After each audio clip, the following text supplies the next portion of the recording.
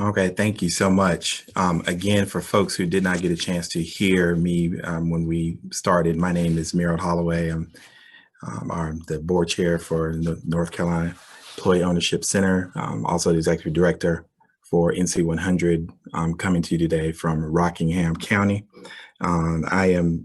We are delighted to welcome all of you that have been part of this movement. Worker cooperatives and employee ownership for a long time. And then also just as welcome to the folks who are just getting a chance to hear about what we're doing now and just want to know what we're up to. Today is a big day for us. NCEOC is celebrating our first major event. We are proud, honored, and humbled that you took the time to join us. Uncertainty, of course, is around us these days. The pandemic of COVID-19 has heightened that uncertainty, especially when it comes to the economy, when it comes to employment, our finances, and for many business owners that are thinking ahead about eventual transitions out of active ownership, that can be overwhelming. We know that owners and individual owners and owners that have small businesses will want to or have to leave their businesses eventually. Selling a business to an employee can be a great way to provide continuity and preserve culture and community resiliency. What drew me personally to support the work of this organization as a board member is that a large piece of NCEOC's mission is to protect the job and community impacts of small and medium-sized businesses throughout the state of North Carolina and serve as a resource and partner for others looking for ways to share this information more broadly. It aligns with the spirit of work that I do day to day, supporting rural communities, working to create healthy outcomes. Sometimes it's securing interpersonal safety. Sometimes it's housing stability. Sometimes it's battling food insecurity. Sometimes it's fighting for the lack of access to transportation, lack of access to broadband, all things that contribute to folks living longer lives. I truly believe included in this work is economic and asset-based community development, which requires coalitions that can transcend race and class and geographic divides to create conditions to make communities thrive. I believe this work in creating more employee owners and partners in our businesses will help create healthier outcomes for our towns and cities. With that being said, I hope the materials and stories that we hear today, that we share with you today, will be both informational and eventually transformational in your communities. I wanted to acknowledge our staff and board really quickly before I hand the mic over. I want to recognize our team and board, our executive director, Ann Claire Broughton, who you will hear next.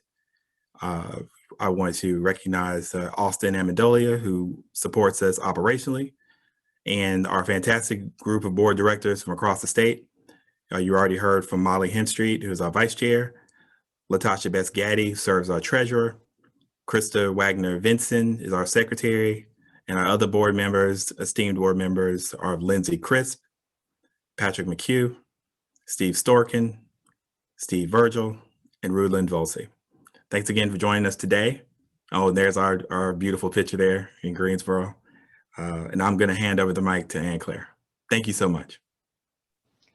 All right, thank you, Merrill. So I'm Ann Claire Broughton, founder and interim executive director of the North Carolina Employee Ownership Center. This is a key moment right now in history with what we like to call the Silver Tsunami. I don't know how that translates into Spanish. Of baby boomer era business owners who are retiring, resulting in what looks like the largest wealth transfer in history. Small businesses make up the majority of firms and almost half of all jobs in most communities. And these locally owned businesses circulate 3 times more money back into the local community than businesses that are owned by absentee owners or corporate chains. And if retiring business owners don't have children to take over their businesses or a ready buyer, they could be at risk of closing, sometimes suddenly. And we've seen some of that during this time, with a resulting loss of jobs and tax base in communities. And at the same time, according to the Bureau of Labor Statistics, 6 of the 10 occupations expected to grow the most over the next decade pay less than $27,000 a year.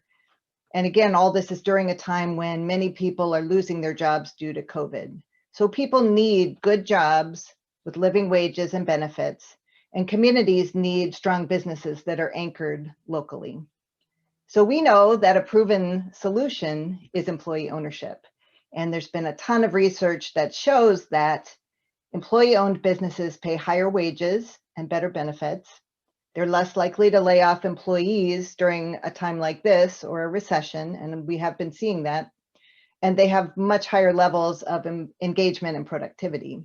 And these employee-owned companies are deeply rooted in their communities, and they give their workforce an opportunity to build wealth, which can have a huge impact on families.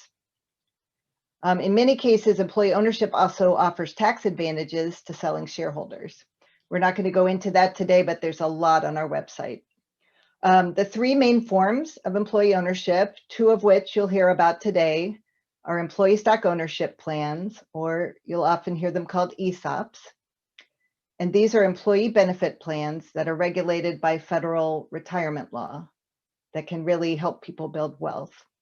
The second form is worker cooperatives, which are businesses owned and run by their members. And you'll hear about those today as well. And then employee ownership trusts, which we won't talk about today, but again, you can read about all these forms of employee ownership on our website, which is nceoc.org. Maybe someone can drop that in the chat.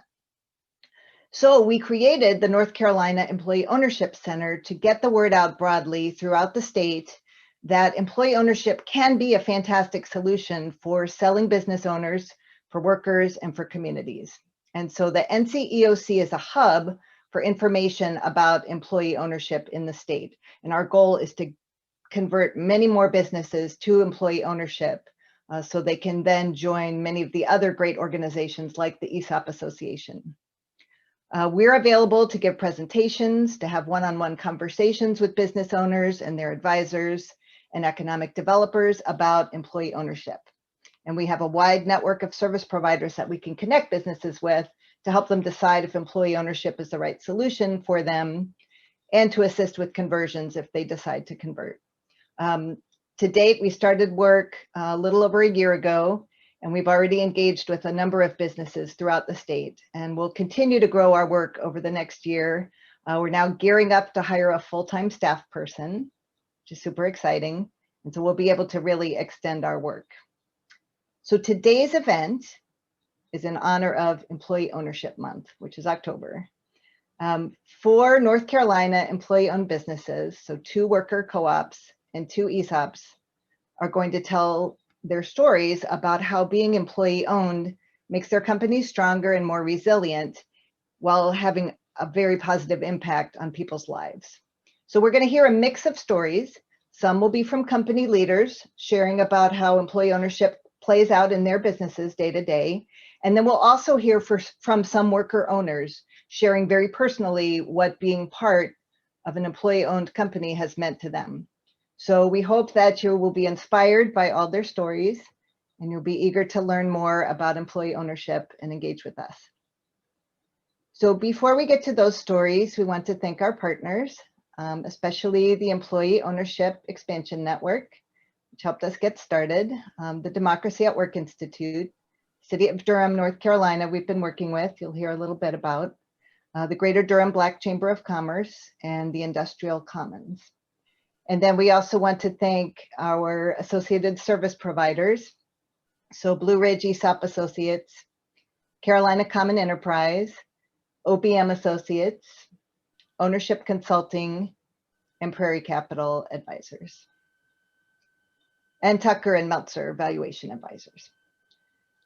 So before I turn it over to 2 of our partners to say a few words about why they have partnered with the North Carolina Employee Ownership Center, I want to be sure to mention that you can post about today's event on social media using the 2 hashtags that you'll see on just about every slide. So hashtag worker owner stories and hashtag NCEOC. Austin Amendolia is our fantastic marketing expert, and he's recommended these 2 hashtags.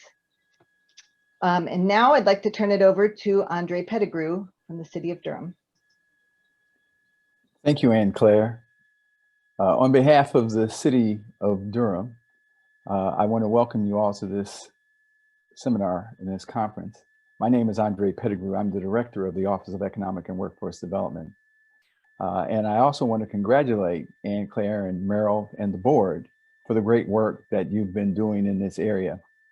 Our relationship has emerged over the last year, and it came out of a relationship of a project that we have with Democracy at Work Institute, as well as National League of Cities. We are part of the Shared Equity and Economic Development Cohort Group that has been organized by DWAWI and the National League of Cities. The purpose of that work is to ensure that there's equitable and inclusive economic development. We are happy to be a strategic partner and funder of the Center for Employee Ownership. Again, this is directly aligned with at least 3 of our strategic objectives in the Office of Economic and Workforce Development. First, we see this as a very important phase, succession planning, as a very important phase of retention, business retention. Second, we see this as a part of the wealth creation, as well as third, the wealth transfer strategy that we have. The center is a thought leader, and we're happy that they've chosen Durham to be where they're domiciled at. And yet this resource will be utilized throughout the state. As we go forward, we look forward to working with the center to continue to do research in this area. We're also very committed to increasing the number of employee ownership conversions as possible. One of the other big initiatives in my department is how we support Durham's African-American business community, particularly our legacy businesses. These are African-American businesses that have been in business for more than 15 plus years. Again, they are a body of capacity and successful businesses that has created worth. And we think it really is important that, again, the center has supported us in providing them the technical assistance to support in succession planning. Again, COVID-19, I guess no one can talk about anything without mentioning COVID-19, but we all know the disproportionate impact on Black businesses and the Black community during COVID-19. And again, the partnership that we have with the center will help us mitigate and sustain our African-American community over time. So I hope you enjoy the conference today. Again, this is a priority here in the city of Durham. And again, I hope you'll consider it in your community also. So at this time, I want to introduce Todd Leverett, who is with DWAWI, to say a few remarks. Andre, thank you so much. And thank you to the NCEOC team for allowing me the opportunity to speak on behalf of the organization that I work for, the Democracy at Work Institute. So first, let me say Happy Employee Ownership Month.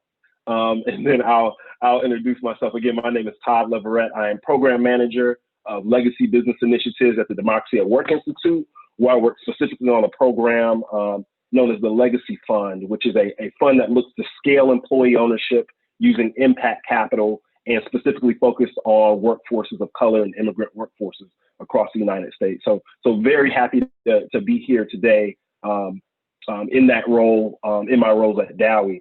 I'm calling from Washington, D.C. currently, and you know, a lot of big things going down, but I'd like to encourage everybody to go out there and be sure you do your civic duties during these times. So again, happy to be here to share a few words about why the Democracy at Work Institute, why we knew it was important and why we pursued a partnership with the North Carolina Employee Ownership Center. A little bit about our organization. We're a national 501c3, and we look to use the power of employee ownership as a racial equity tool and a social equity tool. As you know, other folks on the phone today, we believe that expanding employee ownership, specifically democratic employee ownership, is this nation's best chance at reversing the wealth gap, and specifically the racial wealth gap that sees the average white family have somewhere between 7 and 10 times the wealth of the average Black and Latinx family in this country. And that's wealth that allows for educational and entrepreneurial opportunities. It allows individuals the opportunity to eventually retire and not have to work till the last day. And that's wealth that provides families and generations with resilience that enables people to survive a medical emergency, an economic downturn, or even worse, a global pandemic as we see here today. We also believe that employee-owned firms create better and longer lasting companies and more engaged, better compensated, and happier workforces and communities. So, that's kind of our spiel about employee ownership. But particularly, why did we choose to partner with NCEOC?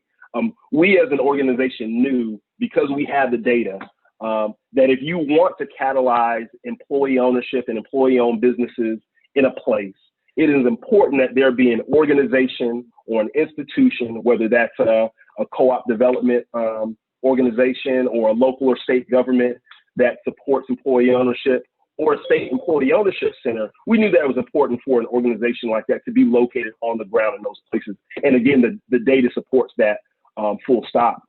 So we teamed up with the W.K. Kellogg Foundation with the mission to provide support for the enhancement and support of existing employee ownership centers and the creation of new employee ownership centers. And we weren't looking just to create any old employee ownership center. It was important that the employee ownership centers that we supported and that we helped to seed first had the knowledge and recognized the value of the broad world of employee ownership. So we're talking, not just employee stock ownership plans, not just co-ops, not just employee ownership trusts, but all of these forms of employee ownership and all the forms of employee ownership yet to be created that I'm sure are on their way. So it's important that there was a center that really appreciated employee ownership in all its forms. It was also important that we supported an employee ownership center that had a deep commitment to using the tools of employee ownership to create a more fair and a more equitable economy, especially for those people in our society who are the most in need of those tools. So specifically, and again, this goes directly back to our work, looking at workers of color. How can we expand employee ownership for workers of color? And how can we expand the opportunities that are provided for business owners of color as well? How can we use employee ownership to and immigrant workforces to help achieve their goals?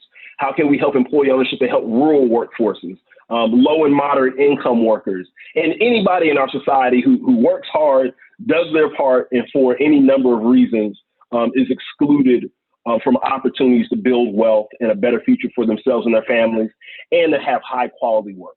And finally, we needed a state center. We need to support and help see the state centers that could pull together the support of state and local government, local financial institutions, educational institutions, and to be able to leverage their efforts to achieve broad impact and scale. So where can we provide support where we know that it would just reap benefits and ripple effects out from those centers? And I'm sure as I'm talking, for those of you who know about the North Carolina Employee Ownership Center, we knew that North Carolina was the place we should go. And Claire and I have been having conversations about a center in North Carolina for a time now, and really time aligned with the opportunity. And here we are sitting on the other end of a launch center that is doing awesome work already and is getting ready to do more great work. So, I'll stop right there, but that explains why the Democracy at Work Institute is deeply involved and is here with the center. One of the members of our team, Rudlin, is deeply involved with the center, is on the board, and we're excited about everything that's to come, with this event and then in all the years to come. So thank you again, and happy you all are here, and Ann, Claire, and team, thank you so much.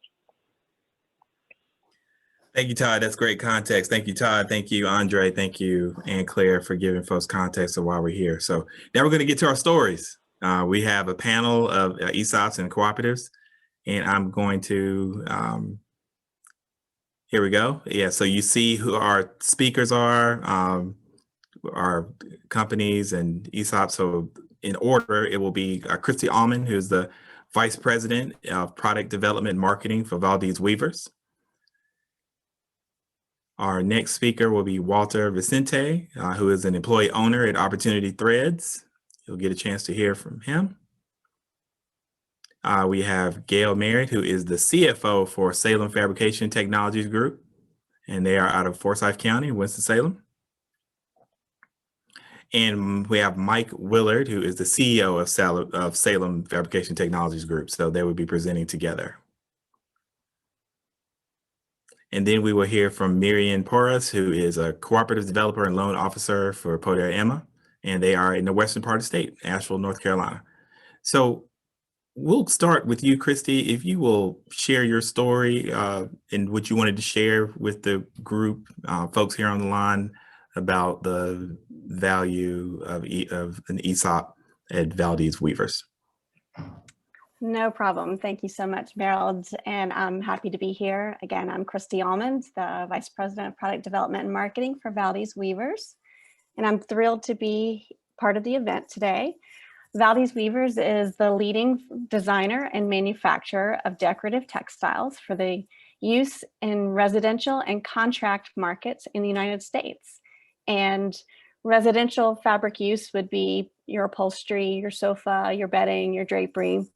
And contract market would be fabrics for hospitals, schools, government buildings, offices, that kind of use. And you can see some of our fabrics in that image. We just showed some of those at Furniture Market in High Point over the last few days. And I thought I'd start with something colorful and inspiring.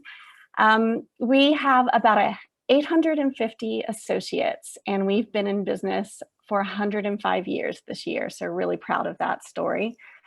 We were founded in 1915 by Northern Italian immigrants who were looking to escape religious persecution, and they settled in Burke County area of North Carolina and brought with them their weaving and textile expertise. So if you can go to the next slide, you can see an image there of some of the employees from the 1915 era versus today, and some of the equipment from the beginning days versus today. And during the Great Depression, Valdez Weavers was purchased by the Shuford family, which also owns and operates numerous luxury furniture brands in the Hickory area today. And our journey to become 100% ESOP actually started in 1996 when the Shuford family sold a minority share of their ownership, which was about 30%, to the employees. Several members of the family at that time remained actively involved in the day-to-day operations of the business until about 2016. And at that point, it was a third generation of family owners, and they decided at that point that they wanted to sell their shares. After having watched numerous industry businesses lose their way after being sold to private equity or other venture capitalists, the Shuford family decided that the best option for all was to sell the remaining shares to the employees. The Shuford family felt like this was a great way to recognize the dedication of each of our associates by helping them gain a benefit, continue to invest in the community, and help their families grow in something more than just wages alone and really build their futures. Okay, next slide, please.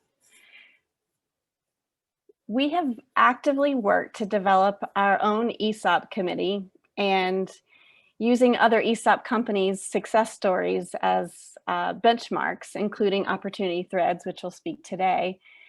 We've really been forging our own path of employee ownership, and we spent a great deal of time in the beginning really educating employees on what an ESOP could mean to them. And this shift really helped launch a cultural change within our organization. And it really created a more inclusive and curious attitude from our employees. In the top left-hand corner, you can see a black and white logo that we developed, and we customized it with different departments. We have about 4 different locations, facilities, and many times people didn't know each other, couldn't recognize each other. And even if you recognized a face, you didn't know what they did. And So instead of saying just we own it, the departments would say things like we weave it, we created it, we build for it, we imagined it, we fixed it. And it became really fun for the employees to wear those at company events like our annual picnic. So we could learn more about each other and what they all do to contribute to the greater good of the company.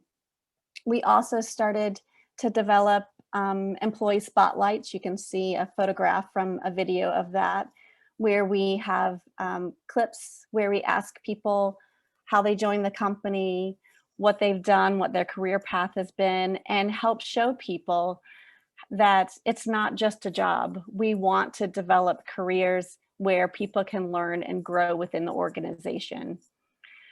We also changed up how our annual ESOP meetings came together. We made them more fun, more inclusive, and more informative, because people were genuinely more interested in the success of the company. And then at the bottom there to the left, you can see one of our continuous improvement task force. And it was created with employees from being with the company for 6 weeks to 27 years. And they worked together to really look at a problem and discover ways to make the organization move more smoothly.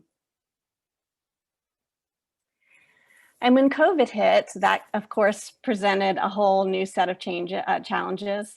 Our immediate concerns were for the employees' safety. We have a lot of employees working closely together. And of course, we wanted to also make sure that the health of the company was intact so that people had jobs to come back to. We have a big sourcing arm that we source products internationally, and we were in daily communication with our international partners, particularly in Asia, to learn about how they were dealing with the crisis there. And we, of course, ceased all of our international travel right away. I just got back from a trip from January, and I think I was the last one to leave the country in January, and ended that travel. And they really helped give us some information and help us become more prepared for what was to come. We used that to change manufacturing practices. We were able to secure thousands of masks from those partners, and thermometers quickly. And then we realized quickly that we had more equipment, PPE equipment, than even some of our local hospitals and doctors. So to give back to the community, because many of our employees live right here in Burke County, we donated back to the local emergency response teams and helped to make sure that the community was supported with our efforts as well. We did end up shutting down the facilities late March, early April. It was just as much for us to manage our panicked customers who were trying to cancel orders or change deliveries, and really to get a handle on where our business was and what was going, and to create a critical path to help us get through the crisis. At that time, being in marketing and product, we looked at what was absolutely necessary, what could we do right away, and that was to support our partners through social media, photography, videos, any way that we could continue to tell the product stories, which really became a big benefit because people were sitting at home and tired of looking at their home products and decided to do some shopping. We were able to secure a PPP loan and were able to bring back our employees, and that communication plan during the time in which they were off-site and furloughed. I think that communicating when we promised we would communicate was key and really helped people feel like they knew we were doing the best for the business. Also at that time, we were quickly pivoting to produce hospital curtains, cross-train employees that were still on site, move people off site, just as many of you were as well. And when we brought them back, we created task teams to create some really major company improvements throughout the organization, some updating to make it nicer, of course, cleaning. And that sense of we're in this together was particularly strong, I think, as a result of it being an ESOP. We had teams of volunteers that worked over 3 shifts in all of our facilities who were daily distributing masks, and especially as we brought back all 3 shifts, rotating shifts in certain instances, shared furloughs so that we could keep people employed as much as possible. And then we had employees who were volunteering to take temperatures and cleaning to just make sure that the facility was safe and organized and could get the jobs done. And cross-training was really key. It was important to be able to interact in different areas to make sure that everything was moving as smoothly as possible. So last slide. You can see some of our colorful and beautiful products here. ESOP has really been important to help secure employees because the home has been a sector that's quickly coming back. It is a way that we try to entice people to come work for us, since we have lots of home and furniture manufacturers in this area. We're competing in a really tight labor force, and it is one way that we can add to our benefits package and, like I said, help them build a career that's meaningful. So I hope you enjoyed hearing about our ESOP journey, and I really appreciate your time. Thank you.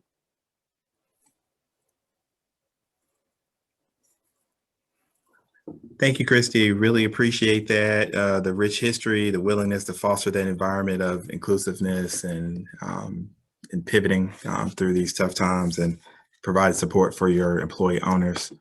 And we want to remind folks that you will have an opportunity to ask questions. So go ahead and put those in the chat. We will have a Q&A session right after all of our speakers have had a chance to tell you their stories. The next story that we're going to share, and the person you hear from is going to be Walter from Opportunity Threads. Let him give a little bit more of an introduction of himself and his story and the story of Opportunity Threads. Walter. Hi.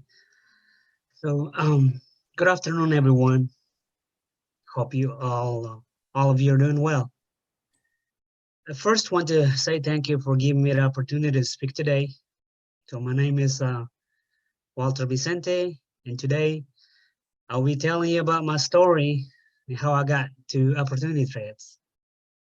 I was born in Guatemala, and I came to the United States at the age of 15. When I first got here, I was able to go to school and work at the same time in Los Angeles, California. 4 years later, I moved here to Morganton, North Carolina. When I got here, my situation was pretty tough. My first job was pretty tough and wasn't easy for me. 9 years later, I had to leave my job. That is when things went downhill for me and my family. I had to have 3 jobs to support my family. And then one day, I heard about Opportunity Threads, which at that time was very small. Only 2 employees was working there. When I started working at Opportunity Threads as a regular employee, but after a certain time, I was given the opportunity to become a member of the business. That's when my life completely turned around for me and for my family. Being able to become a member of the business, I was able to achieve some of my dreams.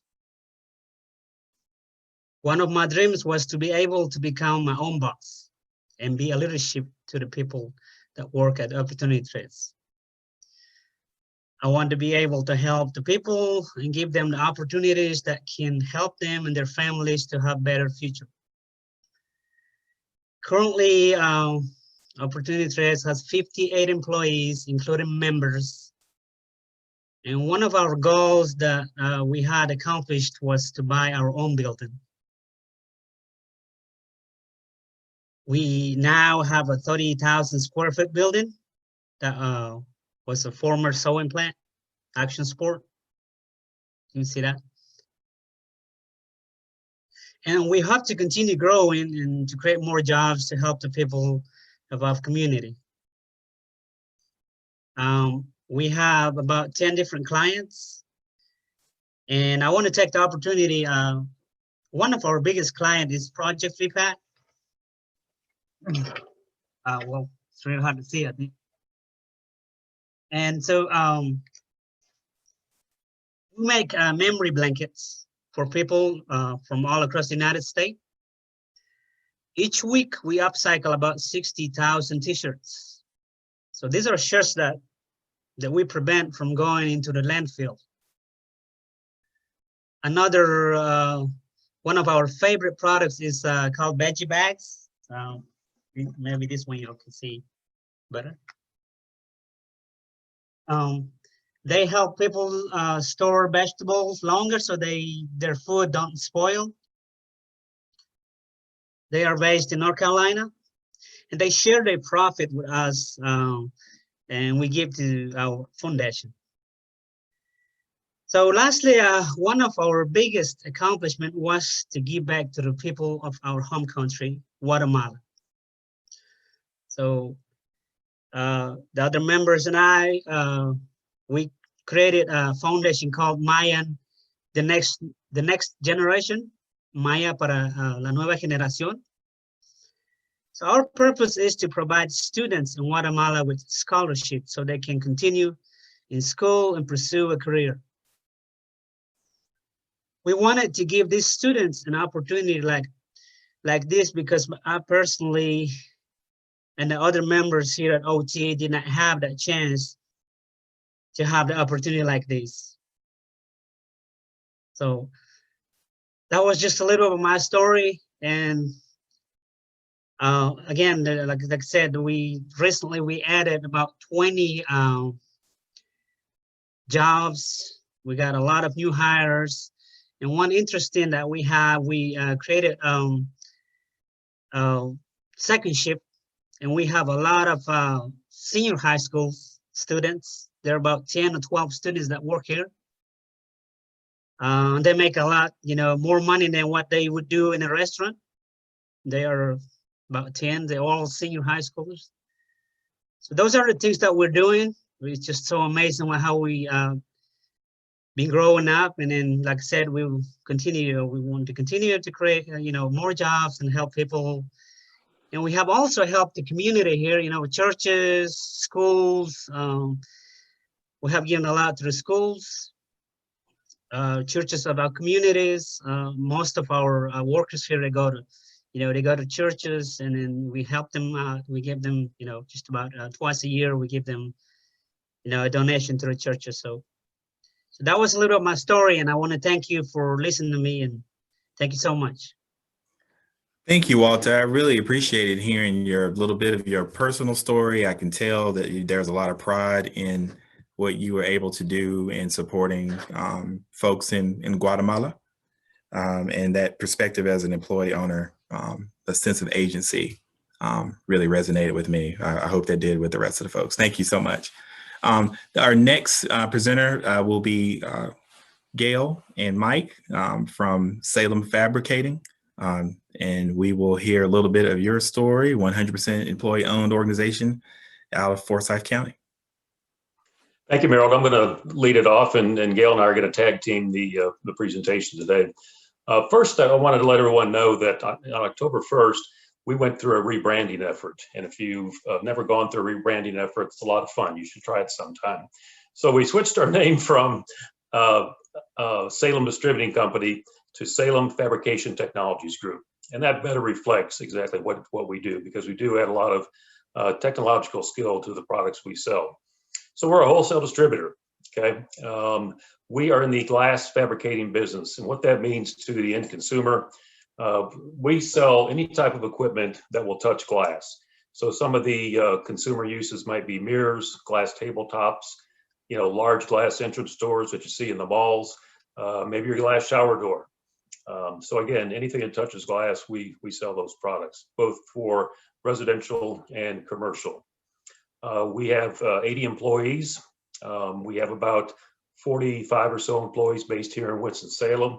And then the rest of the employees are spread throughout the United States. That's where our field sales team works out of their homes. And then we also have traveling technicians that are domiciled throughout the US.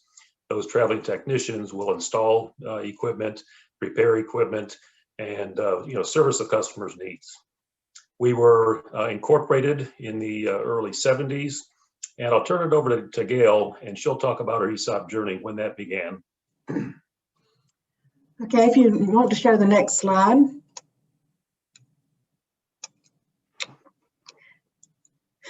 Okay, this was before our rebranding when we were Salem Distributing Company, but this is a group of our employee owners here. Salem started on their Esop journey in 2000. We were previously owned by one man who was looking for an exit strategy. In 2002, Salem purchased 1/3 of the shares from Bob Long, our previous owner. He remained on at that point as our CEO and president.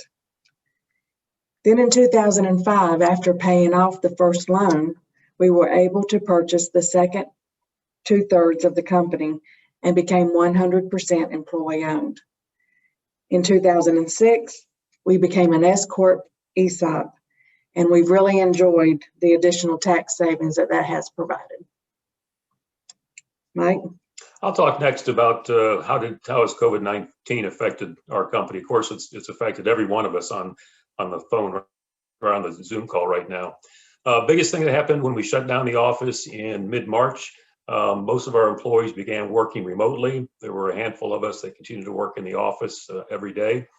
We're very fortunate that our technology, with our IT department, phone technology, laptops, all of that was transparent. All of our customer service group, which comprises about 6 people, were able to work from home.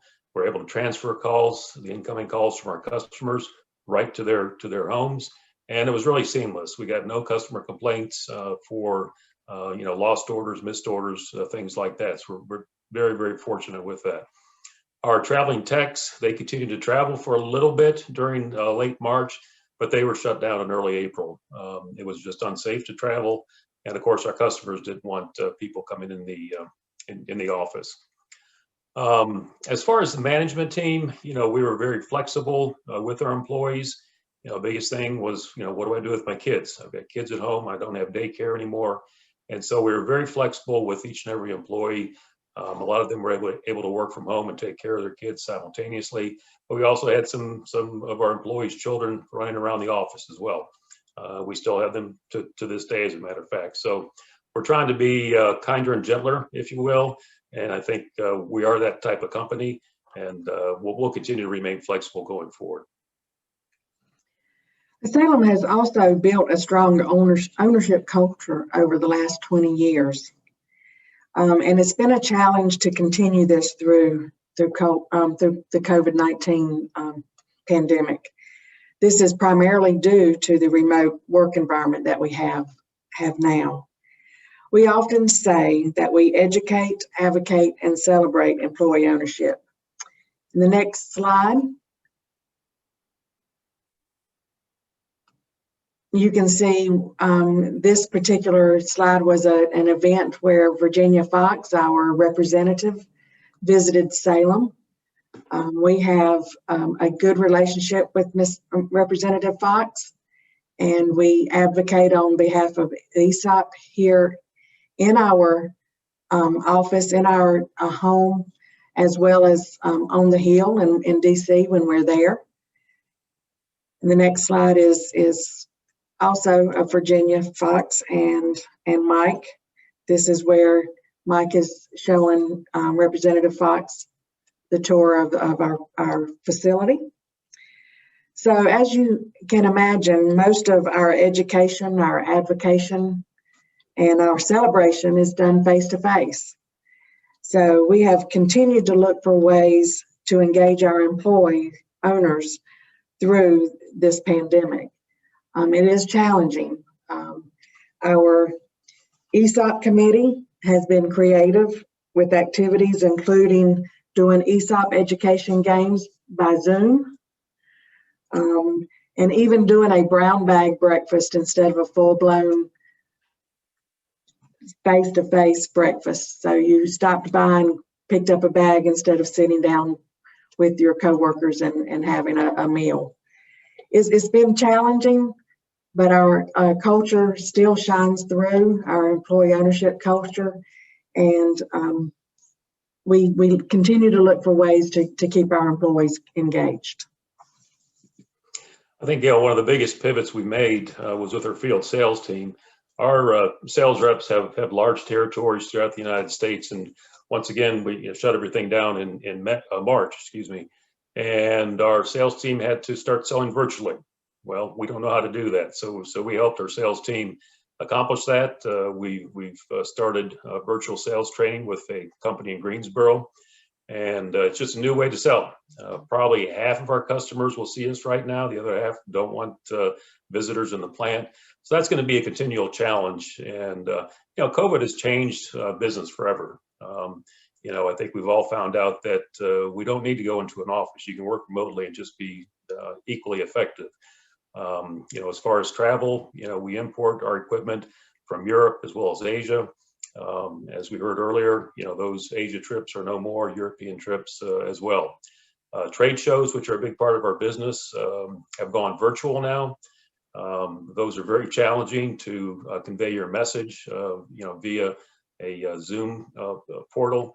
But so now, we all have to change the way we approach our customers and add that value. Okay, so Salem has been able to grow as an ESOP company. We have been able to weather COVID with no layoffs and even paid a bonus in August. This was in lieu of our regular 2020 pay increases, but it did give our employees a sense of being successful throughout this pandemic.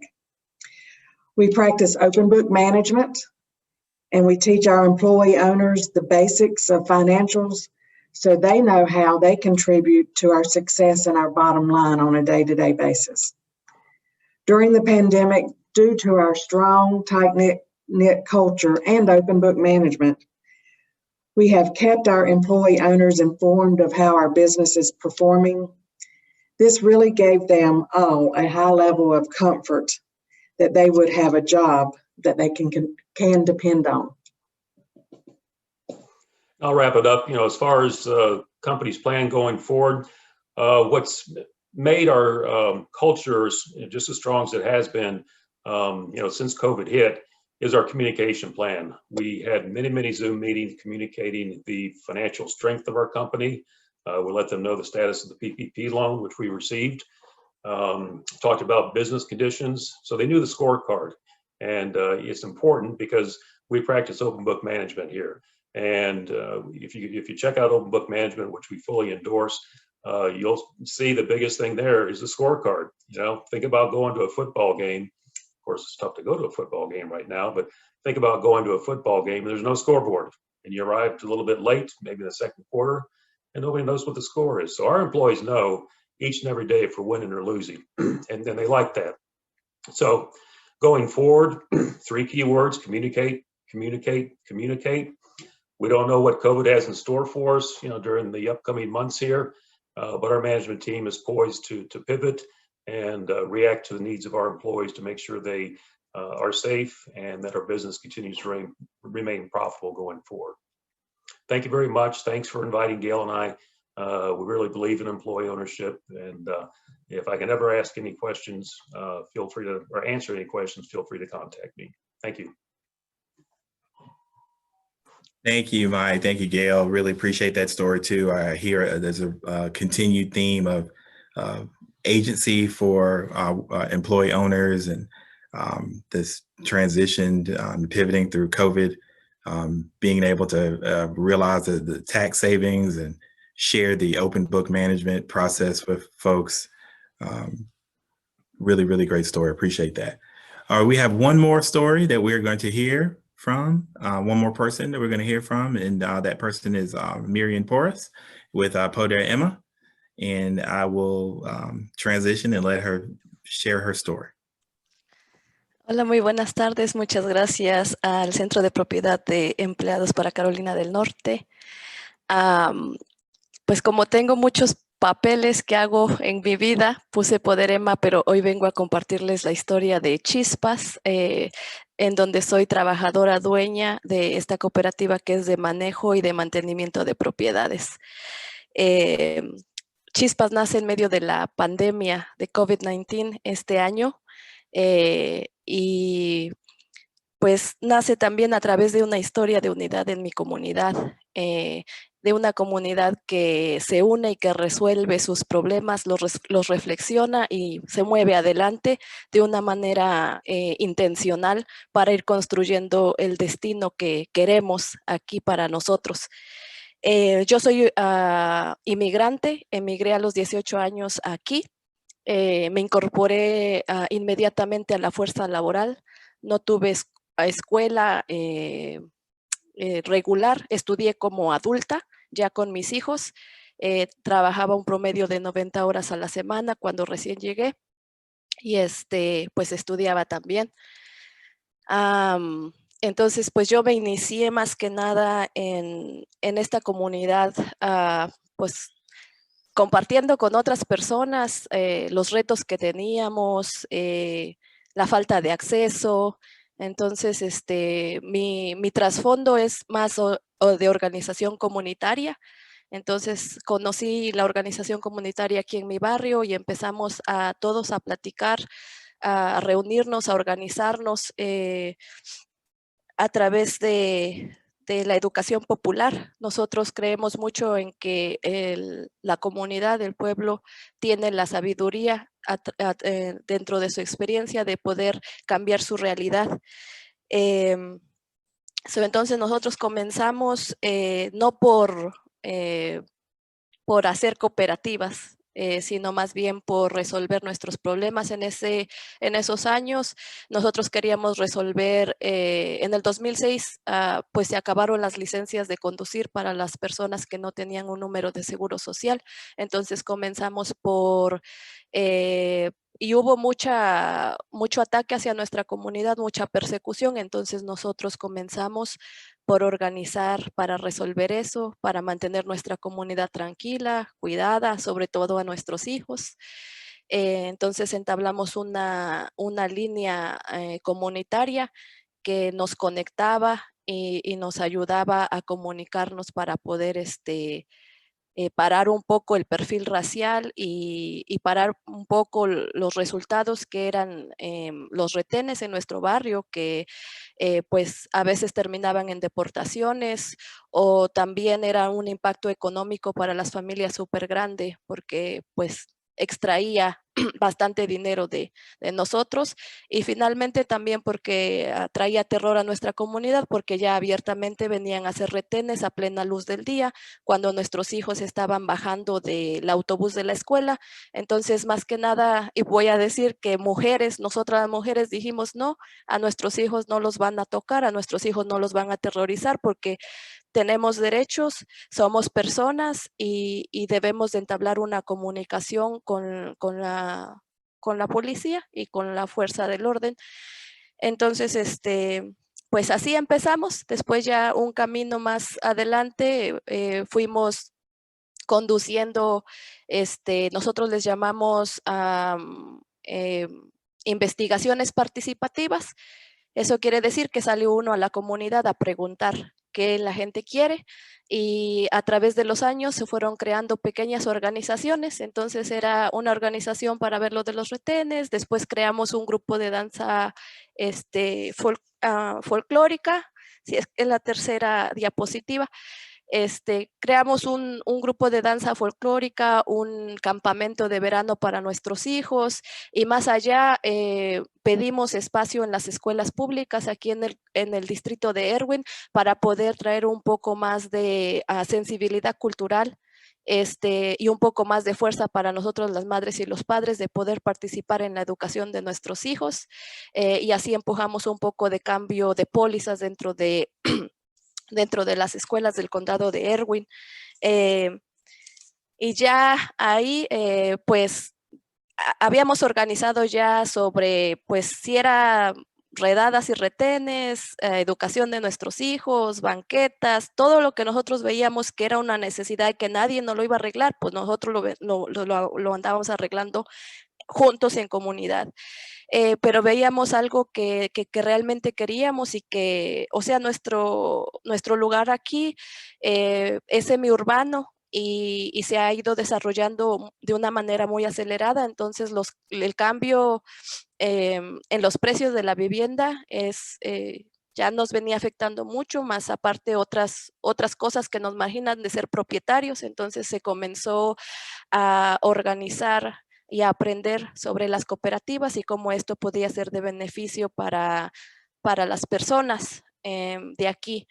Entonces comenzamos por soñar qué podríamos hacer y así se fundó la primera cooperativa de viviendas que se llama Dulce Lomita.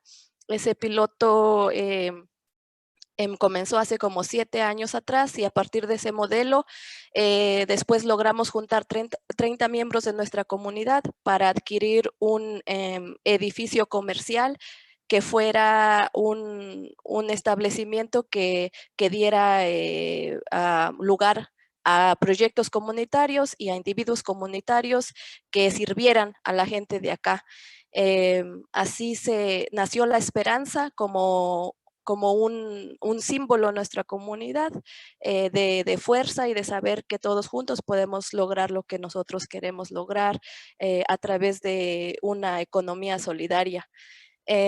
Ya después seguimos aprendiendo cada día con el desarrollo de las cooperativas de bienes raíces. Esta fue la primera cooperativa de bienes raíces y después ya quisimos escalar un poco más a proteger otras propiedades más grandes. En este caso, nosotros queremos proteger los parqueaderos de casas móviles porque son todavía asequibles para la comunidad de nosotros. Nosotros hemos vivido muchos años en casas móviles y queremos también quitar el estigma que hay hacia las casas móviles. Las casas móviles son dignas, las casas móviles dan estabilidad y seguridad a la gente y las casas móviles deben permanecer en todo el estado y en todo el país. Entonces nosotros queremos proteger las casas móviles. Y así en este año, también en medio de la pandemia, adquirimos Sourwood, una propiedad de 7 acres de terreno y 24 unidades de casas móviles. Al mismo tiempo, otra propiedad que que ahora es una cooperativa de vivienda, pero voy a dar el ejemplo de las dos cooperativas de bienes raíces porque de ahí también nace Chispas. Chispas nace a partir de esta necesidad intencional y que obviamente por la naturaleza viene al nosotros ir escalando capacidad de creación de cooperativas, entonces ahora se veía la necesidad de una cooperativa de manejo de propiedades y de mantenimiento que pudiera sostener o que pueda sostener este desarrollo que estamos haciendo en nuestra comunidad. Y así en marzo de este año, en medio de COVID-19, pues estábamos con nuestro plan de cómo tener nuestros primeros 2 clientes dentro de nuestras redes de cooperativas. Chispas da mantenimiento y manejo al edificio comercial Esperanza y a la propiedad de casas móviles Sourwood. Nuestro propósito y nuestro valor es dar un manejo de propiedades y un mantenimiento que dignifique la vivienda y a las personas, que no sea extractivo y que no sea punitivo hacia los inquilinos. Podría decir que COVID-19 nos cambió todo el plan. Nosotros al principio teníamos como el plan de conocer persona a persona en el parqueadero, de hacer asambleas, porque trabajamos junto con Poderema, de hacer asambleas de organización comunitaria con los inquilinos para darles una orientación sobre cómo beneficia proteger propiedades y tener una cooperativa de vivienda, pero no fue posible. Entonces, a nivel interno de nuestra cooperativa y a nivel sí, a nivel interno tuvimos que cambiar todas las operaciones, entonces tuvimos que aprender mucho de Zoom y hacer muchas llamadas por virtuales. Tuvimos que hacer muchas llamadas de texto, muchos después tuvimos que tener una comunicación bien cuidadosa con los inquilinos también y escuchando como las recomendaciones gubernamentales de cuál eran los protocolos para el distanciamiento social.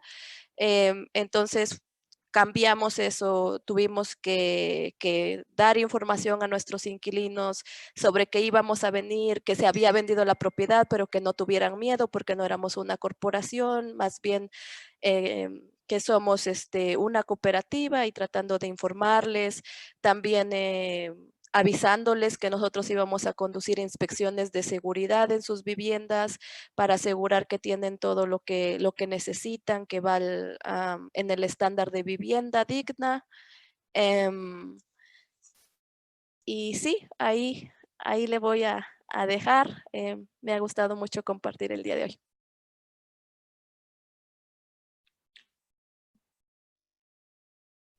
Thank you, Marian. Again, just a great story, lifting up chispas, and I see the intersection of economic, social justice, along with supporting marginalized communities and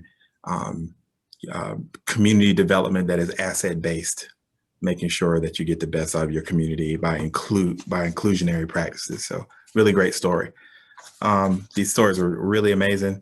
I'm going to switch us over to our Q&A. And so hopefully there are some questions out there. And if there are some questions, I think Steve Storkin is going to be the next voice that you hear, but we definitely encourage people to continue to put those questions out there so we can do a little bit of Q&A. We did want to get you guys out of here on time. So I'll step back and see if there's any questions. And if not, the next other voices you will probably hear will be Molly.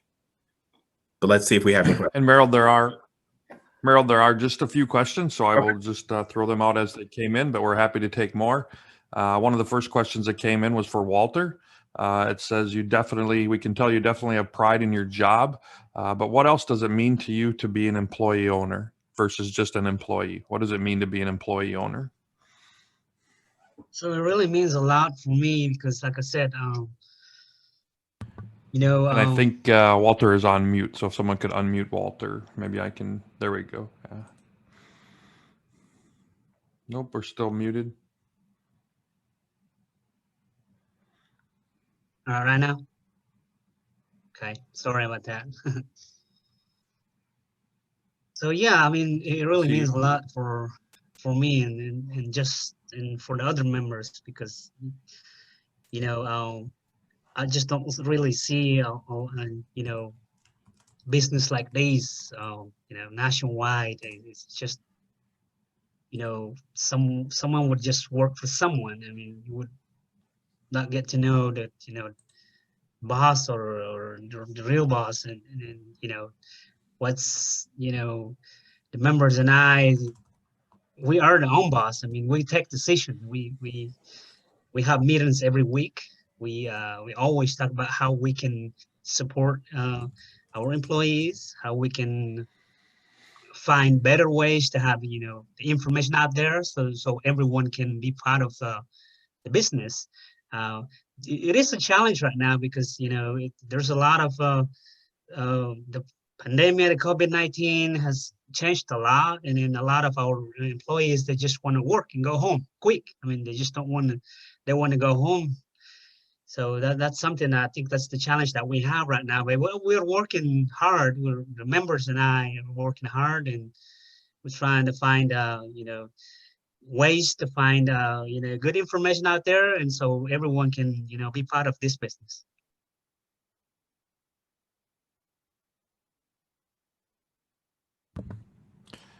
Meryl, could you, I lost sound from Walter. Hopefully it's just Walter, but just if you could jump back in real quick. Sure. I do have a question. There is a question in the chat for, this is Miriam. This is from Santiago. and he wants to know, are members of Chispas from one country? What countries are they from? Los miembros de Chispas somos hispanos y anglosajones. Tenemos 2 miembros anglosajones y 2 hispanos.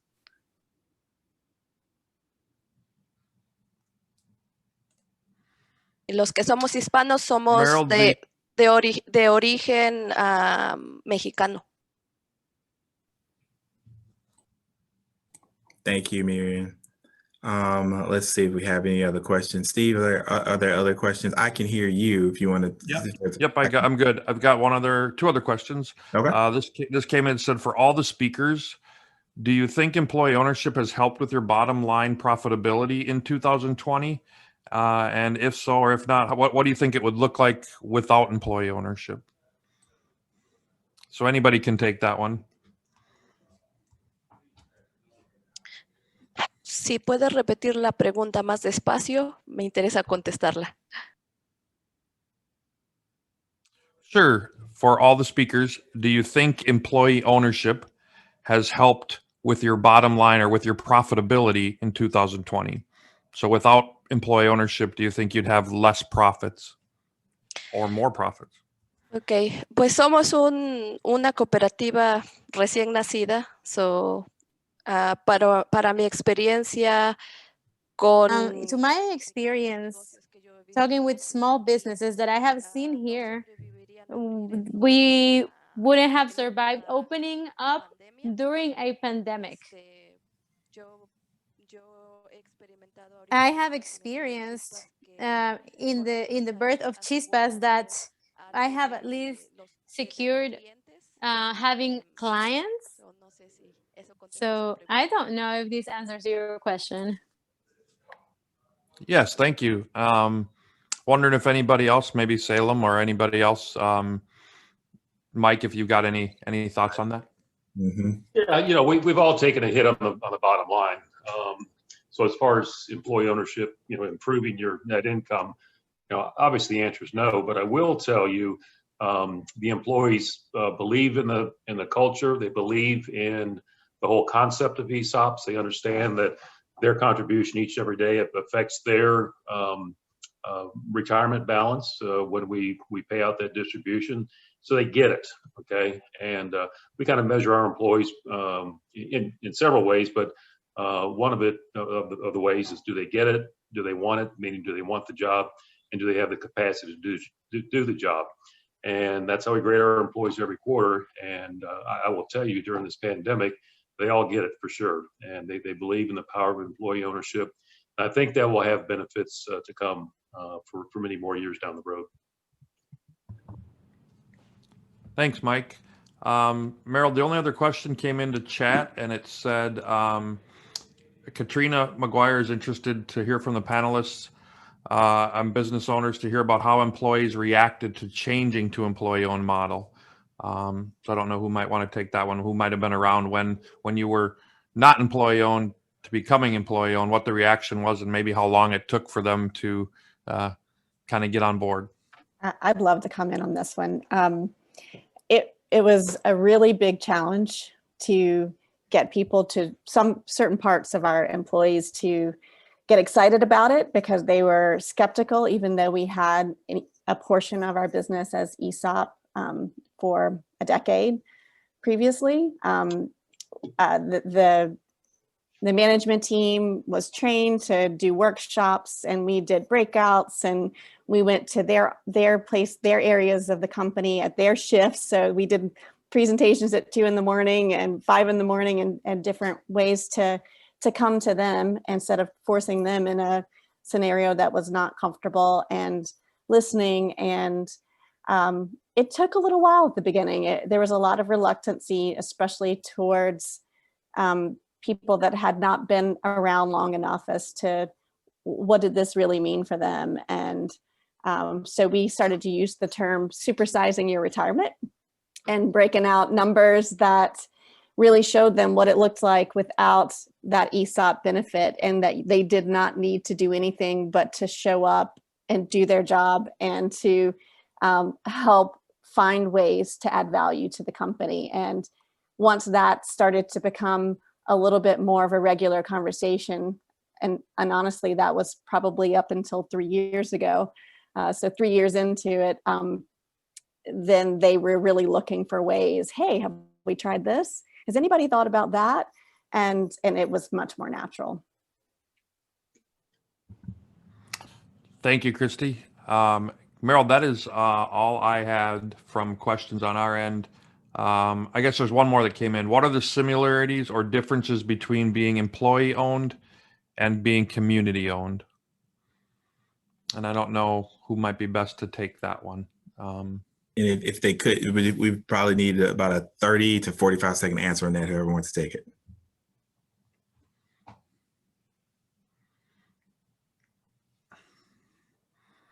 Everybody. I can speak to my experience in Greensboro with the Renaissance Community Cooperative. That was a cooperative that was community owned, and it wasn't a worker owned cooperative. Our employees weren't were owners of the business in that sense.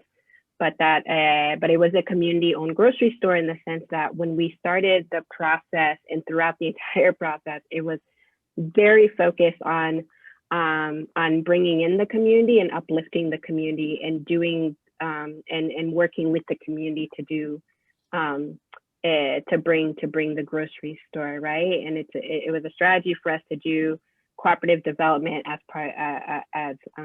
to tie cooperative development with community organizing, and it was hard.